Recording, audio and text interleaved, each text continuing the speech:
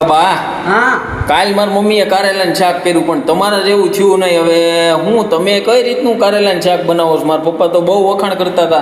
પણ કારેલાનું શાક બનાવવાનું, એને બાફી નાખી, એને બધાય ખોતરી અને બી બધાય કાઢી નાખવાના. હા પછી એને શેણાનો લોટ હારી પછી શેકી નાખવાનો.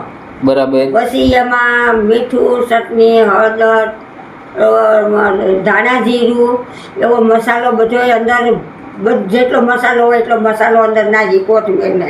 પછી એને ખાલી લોટને પેલા શેકી નાખવાનો. કઈ રીતે શેકવાનો? શેકવાનો એમાં તેલ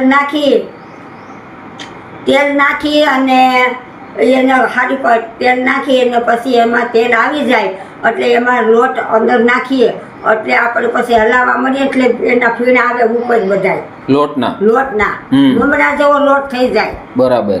એ લોટને શેકવો પડે હમાઈએ. હા. અને પછી હેઠો ઉતારી લઈએ આપણે. પછી એમાં બધું મસાલો નાખીએ, પછી થોડીક ગળપણ નાખી, પછી એની અંદર લીંબુ નાખીએ, પછી આપણે સોળી નાખીએ હારી પટ્ટીને. હારી પટ્ટી સોળી પછી આપણે જોઈએ કે આમાં શું ઘટે છે હવે. બરાબર. એટલે એની મીઠાઈ આવે પછી એને મસાલો ભરવાનો ઠોહો થાય. અને કારેલાને કઈ રીતે બાફવાના? કારેલાને ચૂલે ચડાવીને પાણી નાખી અને એમાં મીઠું નાખીને બાફી નાખવાના ખોખા કરીને. બરાબર. એમાં બી કાઢી નાખવાના પછી બાફવાના. અને પછી બાફીને પછી જે ઓલો મસાલો તમે કીધું ભરી દેવાનો. પાછા એને નીસોવાના કારેલા નીસો. પાણીને તો પાણીના ભરેલા હોય ને આખા, એટલે એને આમ નીસોઈ નાખી એટલે કોરા થઈ જાય, તૂટી ન જાય. પછી એને પાછા તળી નાખવું. એને તળી નાખવું ને અંદર માથે થોડુંક લીંબુ જરીક નીસોઈ નાખવું એટલે કડવાશ વહી જાય.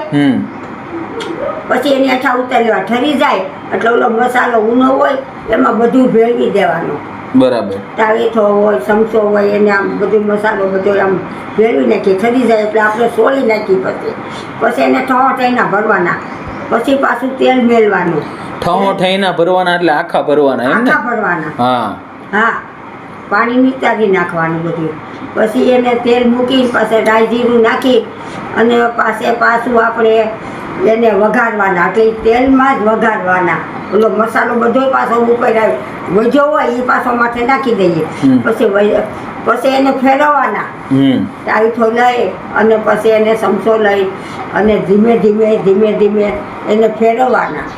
મસાલો બધો બારો આવે અને આમ તમે થઈ જાય, તમે ખાવ તો તમને એ અંદરનો મસાલો બધો રવા જેવો લાગે. હા, મોકળો હોય, શિકાયત જરી કઈ ન હોય એમાં. હા, તો જ ખવાય, નકર ન ખવાય. બરાબર. એટલે આ રીતે બને એમ ને? એ રીતે જ બને. પછી ગરમા ગરમ રોટલી અરે ખાવાનું એટલે જમાવટ આવે. ખાવાનું. કડવા લાગે? ન લાગે. જરી કે એકદમ ખાવ તોય ન લાગે.